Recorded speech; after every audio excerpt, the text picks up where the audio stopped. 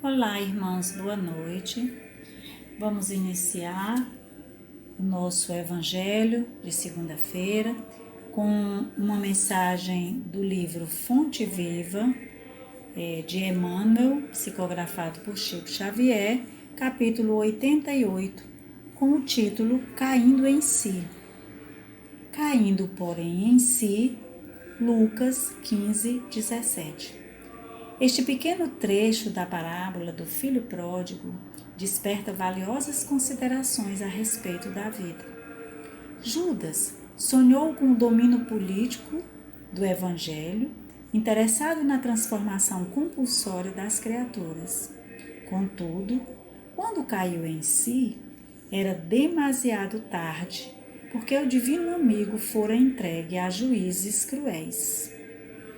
Outras personagens da Boa Nova, porém, tornaram a si a tempo de realizarem salvadora retificação. Maria de Magdala pusera a vida íntima nas mãos de gênios perversos, todavia, caindo em si, sob a influência do Cristo, observa o tempo perdido e conquista a mais elevada dignidade espiritual, por intermédio da humildade e da renunciação. Pedro, intimado ante as ameaças de perseguição e sofrimento, nega o Mestre Divino. Entretanto, caindo em si, ao se lhe deparar o olhar compassivo de Jesus, chora amargamente e avança resoluto para a sua reabilitação no apostolado. Paulo confia-se à desvairada paixão contra o cristianismo e persegue furioso todas as manifestações do evangelho nascente. No entanto, caindo em si, perante o chamado sublime do Senhor, penitencia-se dos seus erros e converte-se num dos mais brilhantes colaboradores do triunfo cristão. Grande massa de crentes de todos os matizes, nas mais diversas linhas da fé. Todavia, reinam entre eles a perturbação e a dúvida, porque vivem mergulhados nas interpretações puramente verbalistas da revelação celeste, em gozos fantasistas, em mentiras da hora carnal ou imantados à casca da vida a que se prendem desavisados. Para eles, a alegria é o interesse imediatista satisfeito e a paz é a sensação passageira de bem-estar do corpo de carne, sem dor alguma, a fim de que possam comer e beber sem impedimento. Cai, contudo, em ti mesmo, sob a bênção de Jesus, e transferindo-te, então, da inércia para o trabalho incessante pela tua redenção, observarás surpreendido como a vida é diferente. E a pergunta que nos cabe neste momento desta leitura é: será que já caímos em nós? E quando caímos, o que a queda nos revelou? Se de fato nós compreendemos até onde nos equivocamos e quando é que a luz brilhou para nós, caímos em si, caímos em nós e passamos a mudar, a fazer as coisas diferentes. Quando foi que o Evangelho, o seu conteúdo, nos chamou a atenção e a gente caiu em si? Em que momento nós nos despertamos para um novo olhar sobre as coisas da vida, sobre as pessoas e sobre o mundo? Então a mensagem, ela finda com uma pergunta para nós. Será que nós já caímos em nós mesmos sob a bênção de Jesus? E saímos ou nos transferimos da inércia para o trabalho incessante pela nossa redenção, para podermos fazer uma vida diferente? Isso é uma questão de foro íntimo, cada um de nós sabe de si e pode fazer esta reflexão permanente. Quando foi que nós caímos em nós? Quando foi que nós despertamos da consciência de sono que estivemos envolvidos durante muito tempo? Que Jesus nos ajude a despertar se ainda estamos dormindo e a nossa consciência de sono possa se transformar numa consciência desperta e nós saibamos aproveitar muito bem o tempo que nos resta nesta existência para seguirmos o Cristo, pisar nos espinhos que nós mesmos colocamos no nosso caminho e aprendermos com Ele, que é bom, é humilde de coração. Então, que pensemos muito nesta leitura de hoje, lembrando que Judas caiu em si e viu o erro que cometeu. Maria de Magdala também caiu em si. Pedro também caiu em si. E Paulo perseguiu tanto os cristãos até que caiu em si. Será que já caímos em nós? Fica a pergunta para que cada um de nós responda. Uma boa noite e que Jesus nos alimente a alma de esperança, de confiança, para que nos transformemos de fato em servos, trabalhadores fiéis do Cristo de Deus. Que assim seja. Boa noite, meus irmãos, que a paz e o amor de Jesus sejam conosco. Nesse momento, elevamos nosso pensamento a Deus, pedindo bênçãos para os nossos governantes, os governantes de todos os países do mundo, de modo especial para os governantes do nosso Brasil, para que eles possam ser abençoados, que os seus corações possam ser transformados no amor e que eles possam ser instrumentos da paz e da misericórdia de Deus. Pedimos pelos líderes religiosos, para que eles possam ser verdadeiros pastores, encaminhando todos os fiéis, seguidores, ao caminho da luz, ao cumprimento dos deveres para com Deus e para com o próximo. Pedimos a bênção para as nossas famílias, todas elas nesse momento sejam reflexo da Sagrada Família de Nazaré e que a paz reine em todos os lares. Pedimos bênção, Senhor, pelos enfermos, não só os enfermos da Covid-19, mas todos os enfermos, que a paz, a saúde, a paciência, a resignação sejam derramados sobre eles e que eles possam sentir, nesse momento de dor, a oportunidade de mais próximo estar de Deus. Pedimos, Senhor, que abençoe também a todos os trabalhadores da área da saúde, que eles sejam fortalecidos, animados e que eles tenham consciência da sua missão tão importante de ajuda ao próximo. Que assim seja. Preces pelos que passam por crises econômicas. Que Jesus os abençoe com fé e coragem. Que eles descubram a força divina que está gravado dentro de cada um de nós. Que a voz de Deus o chama. A sua ânsia de busca e de encontro precisam ser satisfeitas. Pelos irmãos em situação de rua, rogamos, Senhor de misericórdia, a tua assistência, eles precisam de proteção e acolhimento.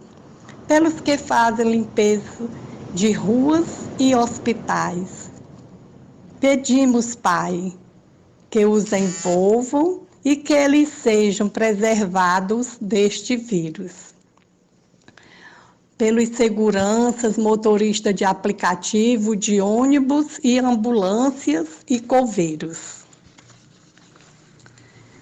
que eles se sintam em segurança. Há um oceano de paz aguardando todos eles. Um mar de bênção capaz de refrescar o seu coração do calor e da vida agitada, remover males, angústias, frustrações e problemas. Mas é preciso se achar revestido da bênção e da paz divina. Que assim seja, queridos irmãos, boa noite. Boa noite, amigos e amados irmãos. Hoje, nessas nossas preces, vamos pedir a Deus e a Jesus pelos nossos irmãos já desencarnados e, em especial, ao mesmo tempo, pelos suicidas. Pai amado, Senhor Deus, tende misericórdia de nossos irmãos que, tendo desencarnado, agora estão necessitados de um bom lugar ao seu lado, Deus. Senhor, acolhe com o teu perdão nossos irmãos que por algum motivo anteciparam sua partida e com o suicídio. Misericórdia deles e de todos nós tenha, Senhor. Obrigado, Jesus, e que assim seja feita a tua vontade e não a nossa. Que assim seja. Obrigado. Paz e bem. Olá, boa noite. Iniciaremos agora a leitura do livro Médico Jesus. O item é o 22, Mente Curável. Iniciando com uma mensagem do irmão Bezerra de Menezes, onde ele fala que a ideação da transformação interior com a consequente mudança de atitude para a constante edificação pessoal torna-se eficiente psicoterapia, por modificar os campos estabelecidos e novas ondas de sutil energia passarem a irradiar, se alterando as estruturas das partículas celulares, que se encarregarão de estabelecer as áreas afetadas, produzindo a saúde. Crie cada vez mais paisagens mentais alegres, otimistas, saudáveis. Na mente pessimista está a maioria das nossas doenças. A mente pode ser comparada a uma casa. A doença e a saúde são como duas pessoas que gostariam de morar com você e que têm gostos diferentes. Ao contrário da saúde, a doença não aprecia casa limpa, arejada, enfeitada de amor e paz. Existe grande diferença entre ser doente e estar doente. Cuidado com isso. Quem se julga um doente define a própria natureza, algo permanente e, portanto, com reduzidas chances de mudar. Mas quem está doente revela uma condição momentânea, passageira. Quem é, permanece. Quem está, deixará essa condição a qualquer momento. Jamais pense ou diga, eu sou doente. Diga apenas, eu estou doente.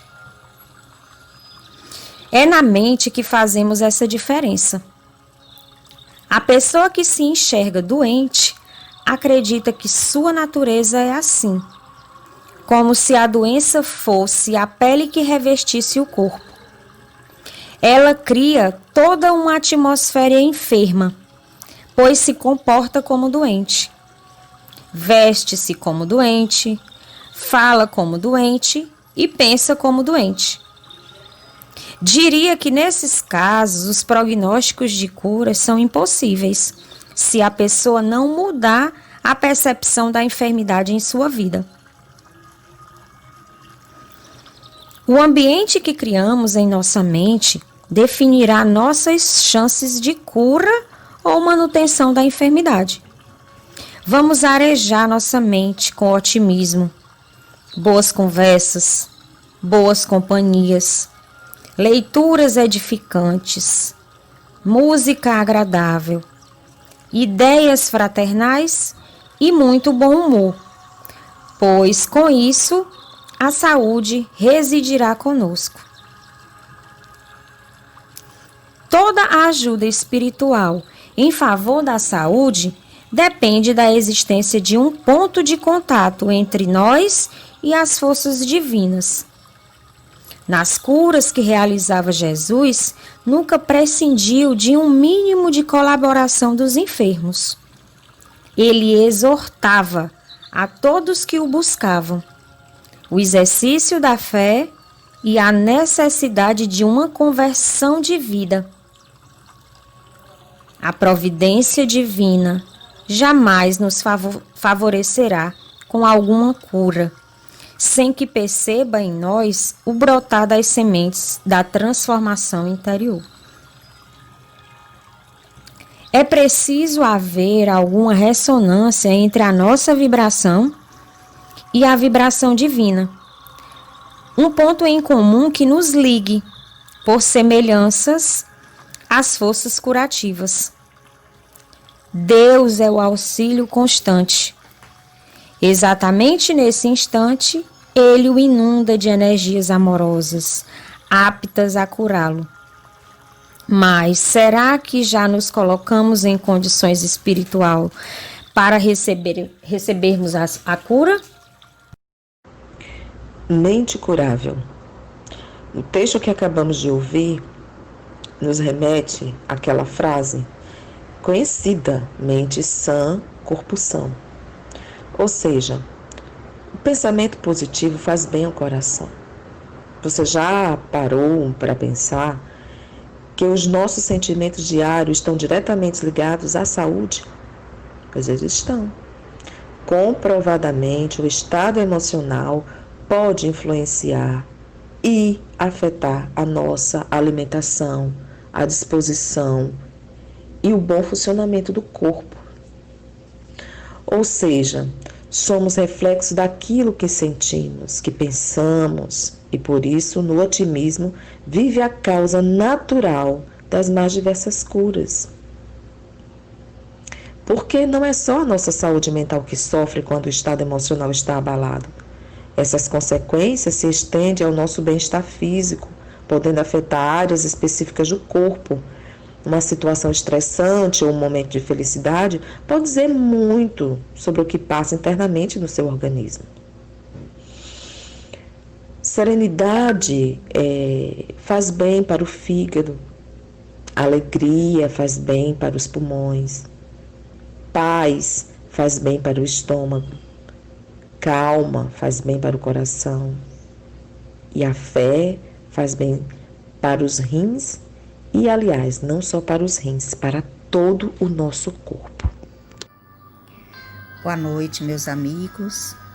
A mensagem de hoje é uma grande oportunidade para a nossa transformação íntima, para os cuidados que devemos ter com os nossos pensamentos, para o cuidado que devemos ter para a mudança de nossas atitudes a partir do que pensamos e sentimos. Então, que nos sintamos envolvidos por essas palavras para que o exercício diário exista em nós, buscando harmonizar a nossa mente através de músicas, de boas leituras, de bons filmes, de boas conversações. Sempre que colocamos em nossa vida ideias positivas, conseguimos resultados mais positivos. Então, que cuidemos da nossa casa mental, nos disponibilizando e nos sintonizando com o bem, a começar do bem para conosco mesmo e daí transmitir para aqueles que estão à nossa volta. Que possamos cuidar de nós, mudando as nossas atitudes para que tenhamos boa saúde. Paz e luz a todos. Boa noite, amados. Comentário: mente curável. Companheiros, tenhamos nossa mente como nosso guia. Se sabemos que podemos usar nossa mente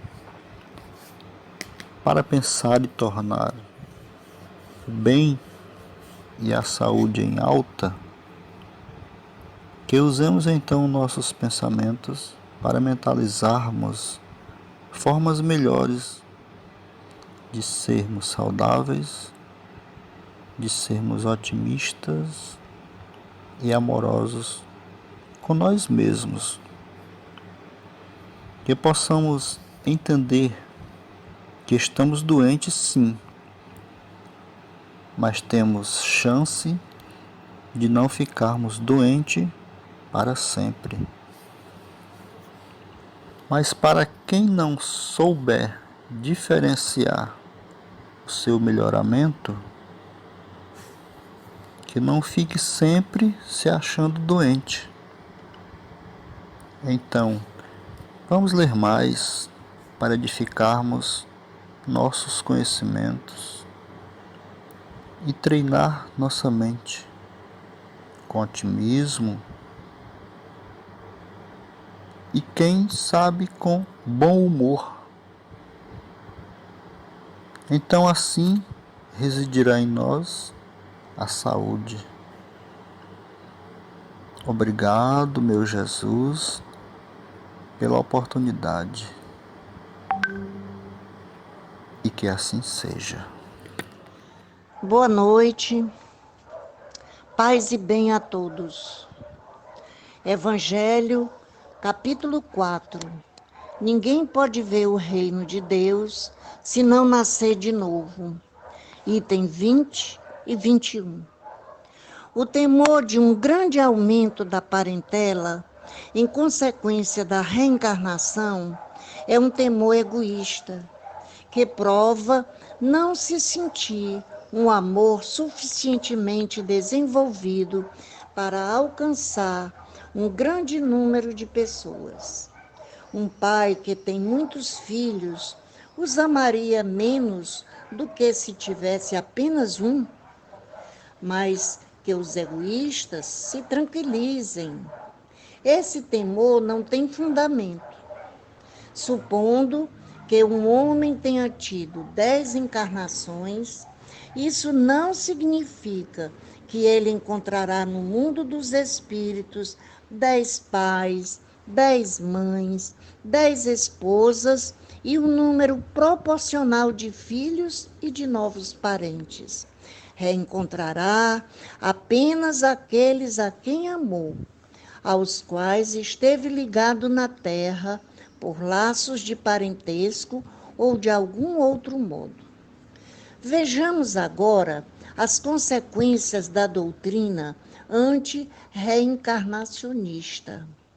Essa doutrina nega com toda certeza e de forma categórica a preexistência da alma.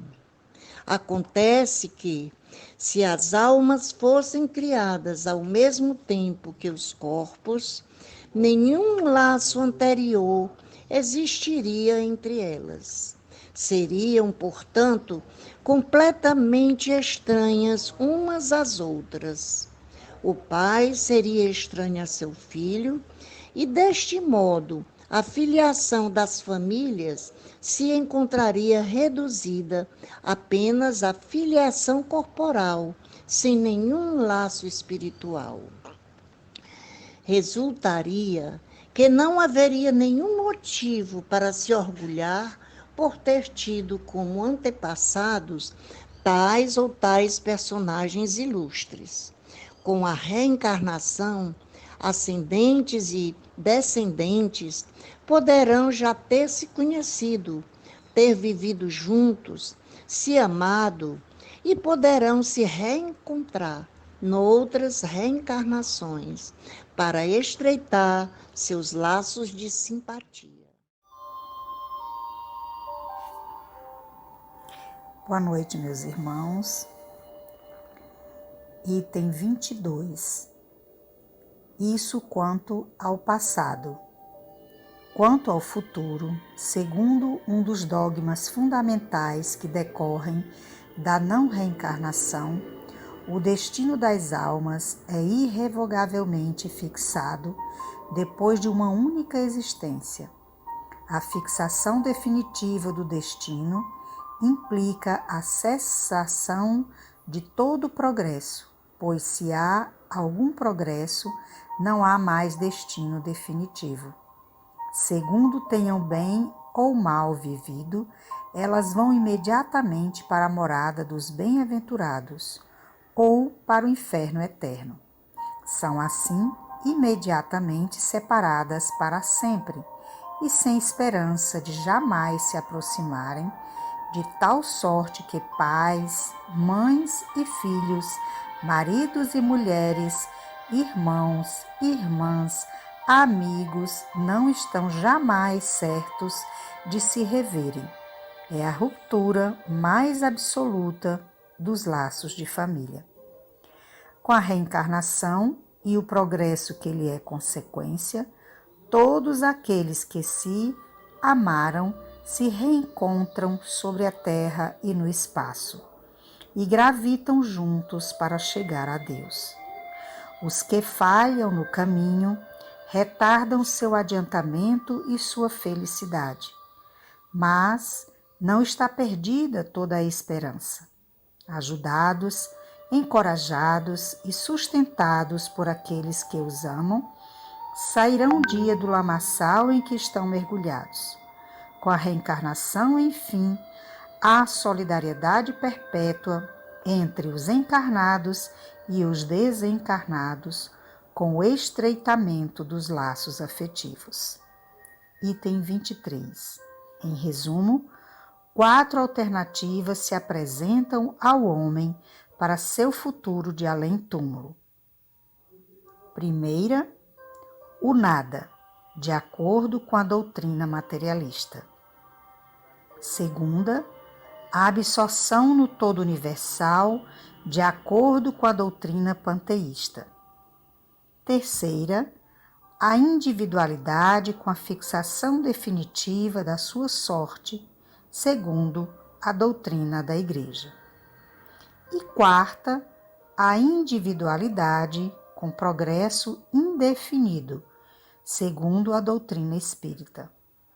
De acordo com as duas primeiras, os laços de família se rompem depois da morte e não há nenhuma esperança de reencontro. Com a terceira, há a chance de se rever, contanto que se esteja no mesmo meio. Esse meio pode ser tanto o inferno como o paraíso.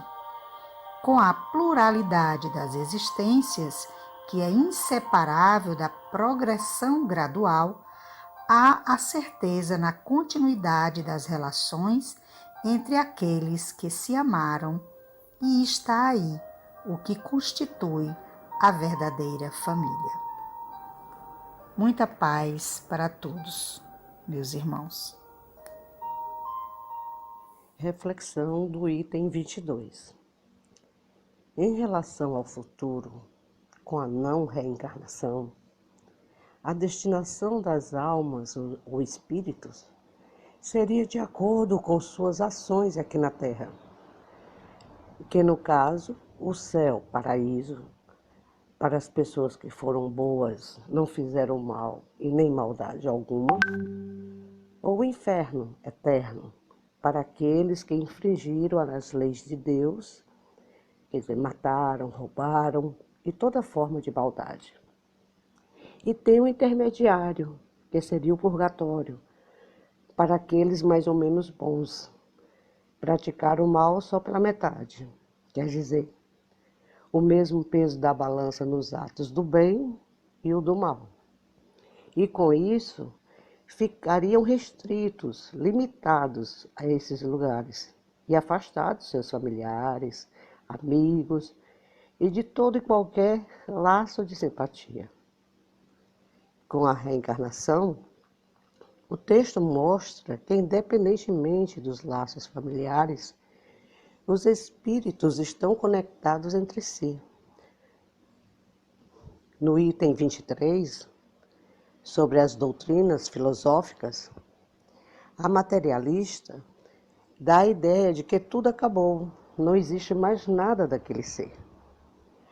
A panteísta diz que tudo volta para integrar o todo universal. A doutrina da Igreja é que a sorte do espírito está lançada de acordo com o que fez e com os atos que praticou.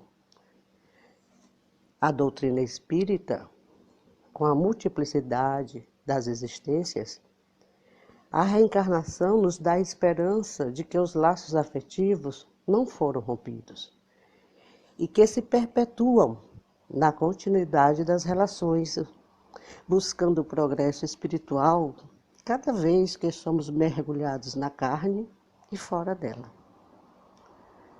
Boa noite a todos, que Deus nos ilumine. Boa noite, meus irmãos, que a paz do Senhor Jesus esteja com todos nós. E em harmonia de pensamentos, elevemos a Deus as nossas preces de hoje e digamos: Deus, nosso Pai, que sois todo poder e bondade, dai força àqueles que passam pela provação, dai luz àqueles que procuram a verdade, e ponde no coração do homem a compaixão e a caridade. Deus, dai ao viajante a estrela guia, ao aflito a consolação, ao doente o repouso. Pai, dai ao culpado arrependimento, ao espírito a verdade, à criança o guia, o órfão o pai. Que a vossa bondade se estenda sobre tudo que criaste. Piedade, Senhor, para aqueles que vos não conhecem, e esperança para aqueles que sofrem. Que a vossa bondade permita aos Espíritos Consoladores derramarem por toda parte a paz, a esperança e a fé. Deus, um raio, uma faísca do vosso divino amor pode abrasar a terra. Deixai-nos beber na fonte dessa bondade fecunda e infinita, e todas as lágrimas secarão, todas as dores acalmar-se-ão. Um só coração, um só pensamento subirá até vós, como um grito de reconhecimento e de amor. Como Moisés sobre a montanha, nós vos esperamos com os braços abertos.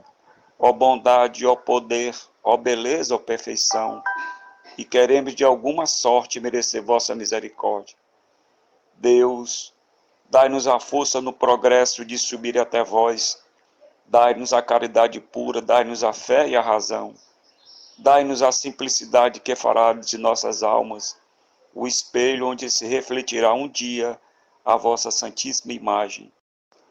E permanecendo em vibrações harmoniosas, fé e confiança, pedimos neste momento ao Mestre Jesus, através dos obreiros do bem e do amor, Dr. Bezerra de Menezes, a influência espiritual para a fluidificação da água nos nossos lares, para alívio e cura das nossas enfermidades. Que Deus nos abençoe. Boa noite, meus irmãos. Nesse momento é a hora de darmos um até logo.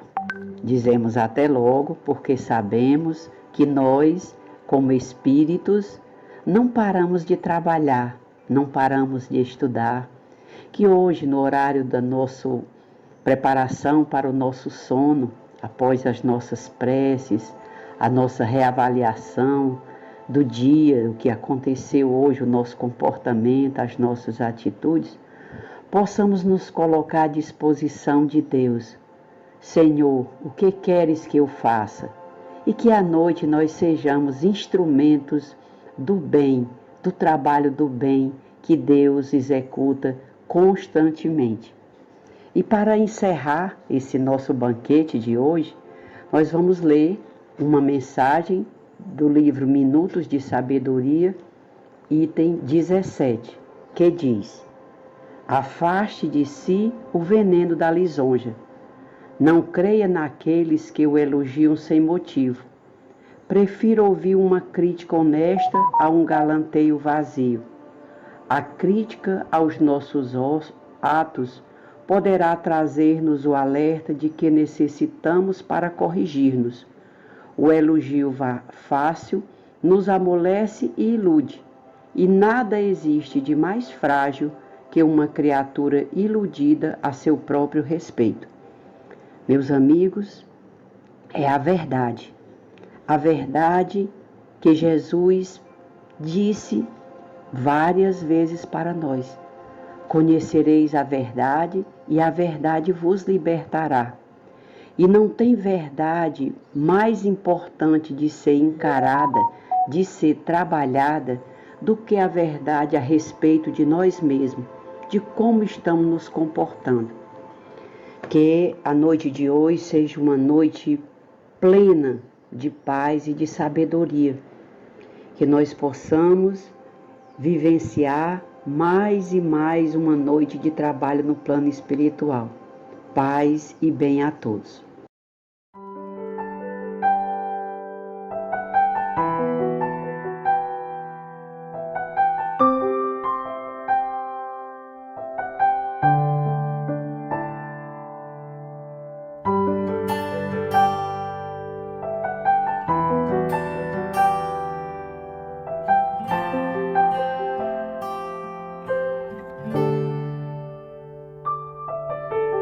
Irmão, já passamos do ano 2000, tanto tempo faz que ele morreu. O mundo se modificou, mas ninguém jamais o esqueceu. E eu sou ligado no que ele falou, sou parado no que ele deixou. O mundo só será feliz se a gente cultivar o amor. Ei, irmão, vamos seguir com fé tudo que ensinou o homem de Nazaré. Ei, irmão, vamos seguir com fé tudo que ensinou o homem de Nazaré.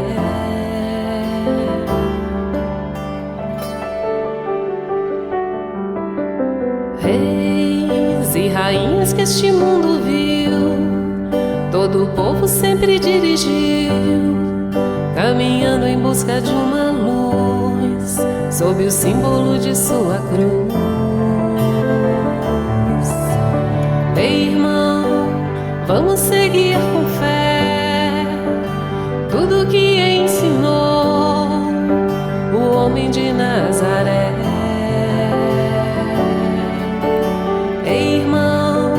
Vamos seguir com fé tudo que ensinou o homem de Nazaré. Ele era um rei, mas foi humilde o tempo inteiro. Ele foi filho de carpinteiro e nasceu em uma manjedoura. Não saiu jamais muito longe da sua cidade. Não cursou nenhuma faculdade, mas na vida ele foi doutor. Ele modificou o mundo inteiro.